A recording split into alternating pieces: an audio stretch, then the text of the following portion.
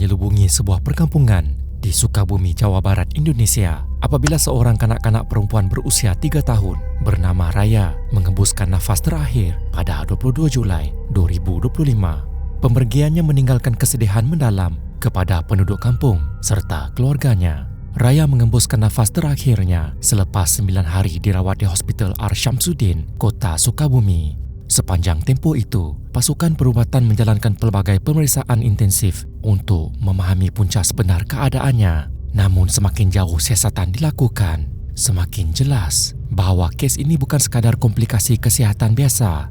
Apa yang mereka temui di dalam tubuh Raya kemudiannya mengejutkan kesemua mereka. Hasil pemeriksaan mengesahkan bahawa infeksi yang menyerang tubuhnya ialah Ascariasis, jangkitan cacing gelang. Sejenis parasit yang lazimnya hidup di dalam tanah tercemar. Tetapi apa yang berlaku seterusnya jauh lebih mengerikan. Cacing-cacing ini bukan sekadar bersarang di dalam usus, sebahagiannya telah berhijrah ke saluran lain di dalam tubuh. Malah terdapat cacing gelang sepanjang 15 cm yang ditemui menjala keluar melalui hidung dan mulut Raya. Cacing itu boleh ditarik menggunakan tangan begitu sahaja. Pemandangan itu sungguh memilukan dan sukar dibayangkan. Raya dibawa ke hospital pada malam 13 Julai 2025 dalam keadaan tidak sadarkan diri. Sebelum itu, dia diketahui sedang menjalani rawatan bagi penyakit tuberkulosis. Kondisinya terus merosot apabila dia turut mengalami demam berpanjangan, batuk dan selsema yang secara beransur-ansur merosakkan daya tahan tubuhnya. Sejak hari pertama dimasukkan ke hospital, keadaan Raya dilaporkan terus merosot. Selain tidak sadarkan diri, kondisi tubuhnya juga tidak stabil. Pihak perubatan kemudiannya merujuk kes tersebut kepada doktor pakar kanak-kanak sebelum Raya ditempatkan di unit rawatan rapi untuk rawatan intensif. Pelbagai usaha telah dilakukan oleh pasukan perubatan untuk menyelamatkan nyawanya, namun tubuh Raya akhirnya tidak lagi mampu bertahan disebabkan parasit di dalam tubuhnya terus menyerang usus sebelum merebak ke organ lain termasuk otak. Serangan parasit itu menyebabkan penurunan kesedaran sehingga dia mengembuskan nafas terakhir 9 hari kemudian. Persoalannya, apakah faktor yang menyebabkan dia mengalami jangkitan cacing yang begitu parah sehingga merenggut nyawanya?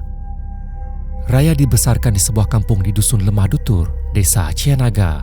Kawasan Desa Cianaga merupakan daerah luar bandar di Sukabumi, bukan kawasan bandar atau pemukiman perumahan moden. Raya membesar dalam sebuah keluarga yang menghadapi keterbatasan ekonomi dan sosial. Ayahnya mempunyai masalah kesihatan, manakala ibunya mengalami gangguan mental yang menyukarkan proses pengasuhan. Dilaporkan bahawa Raya membesar dalam persekitaran yang sangat kotor dan tidak bersih. Rumah tersebut tidak mempunyai kemudahan asas seperti kamar mandi atau sistem sanitasi yang lengkap. Aktiviti mandi dan membuang air biasanya dilakukan di empangan atau di tanah sekitar rumah. Di sekitar kawasan kediaman itu terdapat kandang ayam dan beberapa ternakan lain yang dibiarkan berkeliaran bebas. Ayam-ayam ini sering berada di dalam dan di sekitar rumah. Sejak kecil, Raya kerap bermain di tanah yang bercampur dengan kotoran, termasuk kotoran ayam, kerana ternakan tersebut berada berdekatan dengan kawasan rumahnya. Dalam keadaan ini, kesihatan Raya tidak pernah stabil. Berat badan serta perkembangan fisikalnya sentiasa berada di bawah paras normal. Sebelum ini Raya pernah mengalami demam dan didiagnosis dengan penyakit paru-paru pada peringkat awal. Namun kerana keluarganya tidak memiliki dokumen pengenalan diri serta perlindungan kesihatan, proses rawatannya menghadapi pelbagai halangan. Akibat kekangan tersebut, Raya tidak dapat menerima rawatan yang sempurna, menyebabkan keadaannya terus berlarutan. Berdasarkan penilaian perubatan, kematian Raya tidak disebabkan secara langsung oleh cacing gelang yang ditemui di dalam tubuhnya. Walaupun lebih 1 kilogram cacing ditemui, punca utama kematian dipercayai berpunca daripada jangkitan serius yang telah merebak. Jangkitan tersebut disyaki berkaitan dengan meningitis atau tuberkulosis. Memandangkan Raya mengalami batuk berpanjangan selama beberapa bulan sehingga tubuhnya menjadi semakin lemah. Dalam keadaan itu, bakteria dipercayai telah merebak ke seluruh tubuh, satu keadaan yang dalam istilah perubatan dikenali sebagai sepsis. Dan disinilah hakikat paling menyedihkan dalam kisah ini. Ya pemirsa, balita ini mengidap sejumlah penyakit serius dan tidak ditangani sedini mungkin. Didapati cacing dalam jumlah yang sangat banyak berkembang biak di tubuh Raya hingga menyebar ke bagian organ tubuhnya. Raya bukan meninggal karena cacing semata-mata. Dia meninggal karena jangkitan yang dibiarkan berlarutan terlalu lama di dalam tubuh yang sudah terlalu lemah untuk melawan. Pada kertas laporan perubatan, semuanya kelihatan seperti siri kegagalan rawatan. Tetapi pada hakikatnya, ia bukan kegagalan pakar perubatan. Ia adalah kegagalan yang bermula jauh sebelum Raya dibawa ke hospital. Kisah tragis Raya meninggalkan pengajaran penting untuk kita semua supaya lebih peka terhadap kesihatan anak-anak di sekeliling kita serta menuntut tindakan konkret daripada semua pihak yang bertanggung jawab untuk mencegah kejadian serupa di masa hadapan.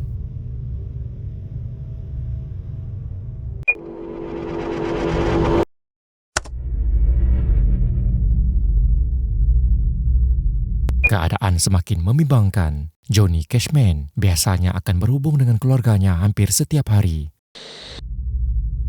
Namun kini sudah hampir hari ke-6 tanpa sebarang berita daripadanya. Keluarganya mula merasa sesuatu yang tidak kena. Johnny tinggal di Lynchburg, Virginia, ratusan batu jauhnya dari rumah keluarganya di Maine. Memandangkan mereka tidak dapat memastikan keadaan dirinya, mereka mengambil keputusan untuk menghubungi pihak polis dan meminta pemeriksaan keselamatan dijalankan. Pada 19 April 2022, pihak polis telah memasuki dan memeriksa pangsapuri Johnny. Namun beberapa jam kemudian, mereka menghubungi ibu bapanya dengan kabar duka. Johnny ditemui tidak bernyawa di lantai rumahnya. Menurut pegawai polis, punca kematiannya adalah pendarahan dalaman di bahagian perut yang akhirnya meragut nyawanya. Namun penjelasan itu sukar diterima keluarganya. Johnny baru berusia 38 tahun dan hanya 4 bulan sebelumnya dia menjalani pemeriksaan kesihatan penuh yang menunjukkan keputusan yang normal. Semuanya berlaku terlalu singkat. Malah keluarganya sempat bertanya sama anda terdapat tanda-tanda pergelutan atau kemungkinan Johnny mengambil nyawanya sendiri. Namun mereka diberitahu bahawa tiada kesan trauma pada tubuhnya, tiada kesan dadah, malah tiada apa-apa unsur mencurigakan di dalam pangsapurinya. Menurut pihak polis, kes diklasifikasikan sebagai mati mengejut dengan kemungkinan besar berpunca daripada tabiat pengambilan alkohol dan penggunaan tembakau yang berlebihan. Johnny disahkan meninggal dunia di lokasi kejadian tanpa sempat menerima rawatan. Dengan penjelasan itu, pihak berkuasa tidak menjalankan bedah siasat. Punca kematian dianggap jelas, lalu kes ini ditutup tanpa siasatan lanjut. Walaupun keluarganya sempat mempertimbangkan untuk melakukan bedah siasat bersendirian, mereka diberitahu oleh polis bahawa ia tidak perlu. Akhirnya mayat Johnny dikremasi dan dihantar pulang ke Maine. Namun 10 hari selepas mayatnya ditemui, bekas teman wanita Johnny bersama ibunya kembali ke pangsapuri itu untuk mengambil beberapa barang peribadi. Tetapi apa yang menanti mereka di dalam rumah tersebut jauh lebih mengerikan daripada apa yang dijangka. Darah kelihatan di merata tempat, bertakung di bilik mandi, terpalit pada pintu, bersepah di ruang tamu, bahkan terdapat pada kerusi dan pagar tangga. Lebih mengejutkan, dinding dipenuhi percikan darah lengkap dengan kesan cap tangan yang jelas berlumuran dan berjalur panjang. Suasananya persis adegan ngeri dalam sebuah filem seram. Walaupun polis mengesahkan kematian Johnny berpunca daripada faktor perubatan, keadaan pangsapuri itu jelas sekali menimbulkan keraguan. Trauma dengan apa yang mereka lihat, kedua-duanya sempat merakam beberapa gambar sebelum berlari keluar. Di luar rumah, mereka bertemu dengan jiran Johnny yang kemudian mendedahkan sesuatu yang mengejutkan. Kematian Johnny bukanlah sekadar insiden biasa. Hal ini kerana kamera keselamatan di pintu rumah jirannya telah merakam satu peristiwa aneh pada hari Johnny mengembuskan nafas terakhir.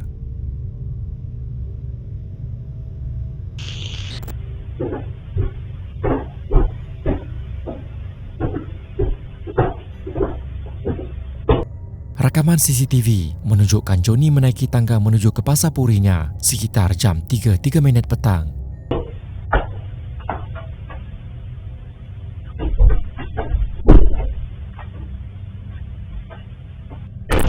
Segalanya tampak normal. Dia kelihatan tenang. Namun hanya beberapa saat selepas pintu itu tertutup, sesuatu berlaku di dalam pangsapurinya. Ia tidak kelihatan oleh kamera, tetapi bunyinya jelas kedengaran.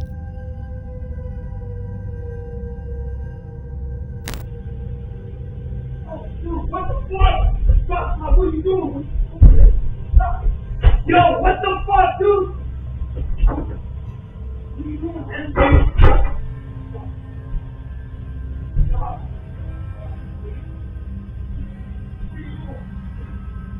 What are you doing, man? Stop. Stop.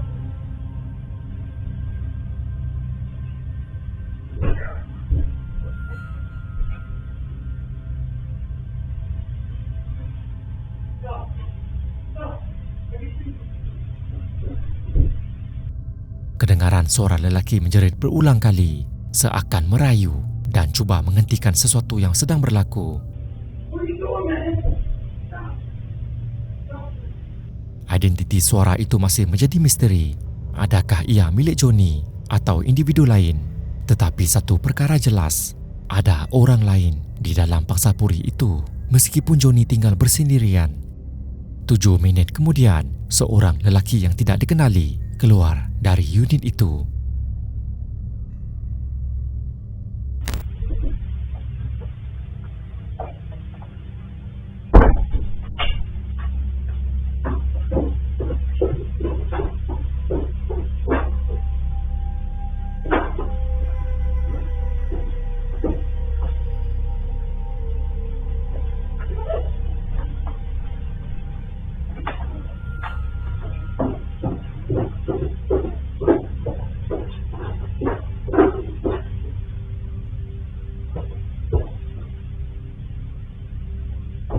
Jelas sekali dia bukan Johnny. Lelaki itu hampir melangkah keluar dari kawasan bangunan, namun tiba-tiba berpatah balik, naik semula, lalu menyentuh tombol pintu dengan menggunakan lengan bajunya, seperti cuba menghapuskan cap jari.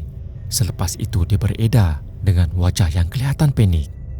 Seminit kemudian, kedengaran suara Johnny sendiri menjerit meminta pertolongan dari dalam pangsapurinya.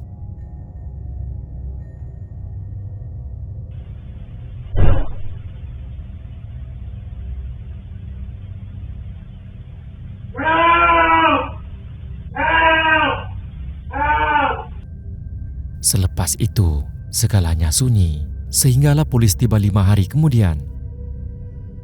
Rakaman ini bercanggah sama sekali dengan penjelasan awal pihak berkuasa.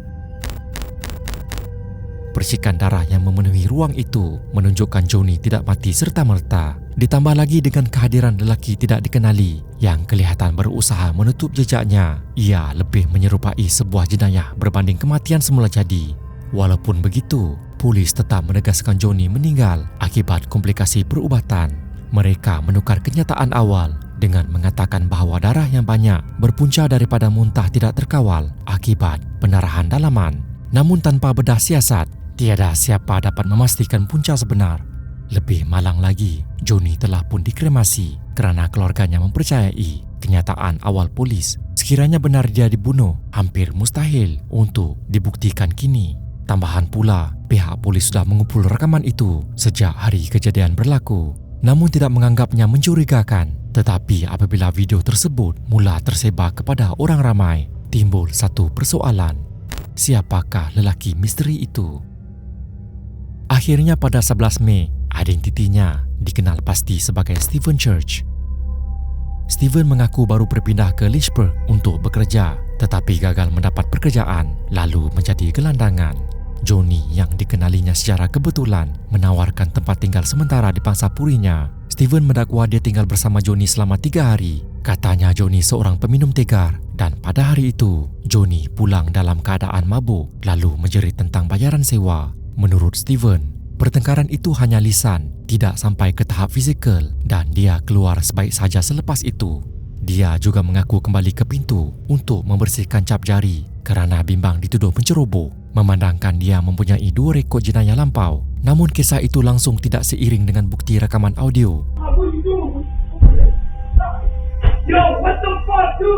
Dalam rakaman, tidak kedengaran pertengkaran tentang sewa rumah seperti yang didakwa. Sebaliknya, ia lebih menyerupai suara seseorang yang sedang dalam ketakutan, merayu agar sesuatu dihentikan, diselangi dengan bunyi hentakan kuat yang menimbulkan tanda tanya. Keterangan Steven jelas bercanggah, seperti ada sesuatu yang cuba disembunyikan. Lebih mencurigakan lagi, tiada satu pun panggilan kecemasan dibuat pada hari itu. Pelbagai teori dan spekulasi muncul tentang kes ini, namun kebenarannya masih misteri. Kurangnya bukti fizikal yang sepadan dengan jeritan membuatkan polis menganggap ia hanya sebahagian daripada panik atau histeria. Malah kes ini juga seperti sengaja dikecilkan skop siasatannya. Akhirnya pada Oktober 2022, kes ini ditutup secara resmi. Steven dibebaskan daripada sebarang pertuduhan dan kematian Johnny terus direkodkan sebagai mati mengejut. Bukti utama yang dijadikan sandaran ialah kesan tapak kasut di dalam darah hanya milik Johnny, bukan Steven. Namun tanpa bedah siasat, kebenaran sebenar tidak mungkin diketahui. Rakaman yang mengerikan itu seakan memberi bayangan bahawa ada sesuatu yang lebih gelap telah berlaku. Satu misteri yang mungkin kekal tidak terungkai selama-lamanya.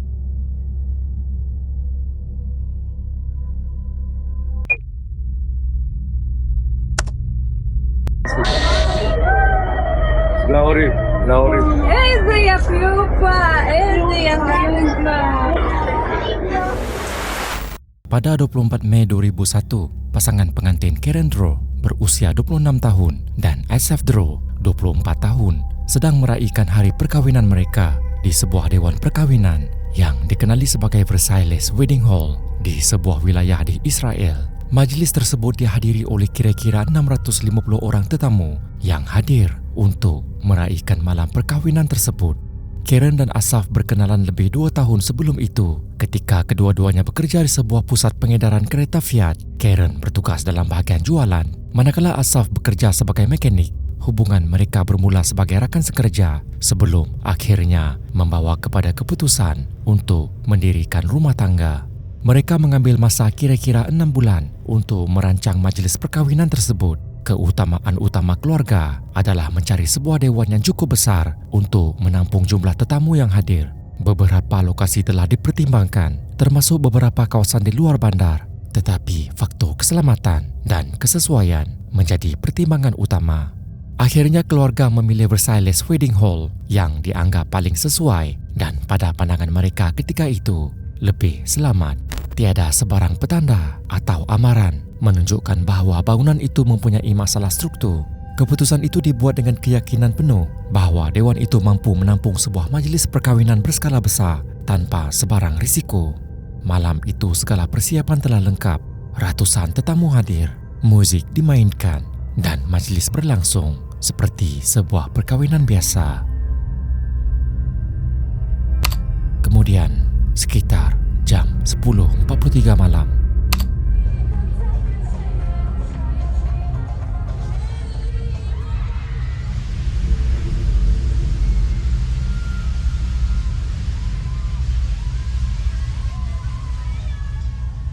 sebahagian besar lantai tiba-tiba runtuh.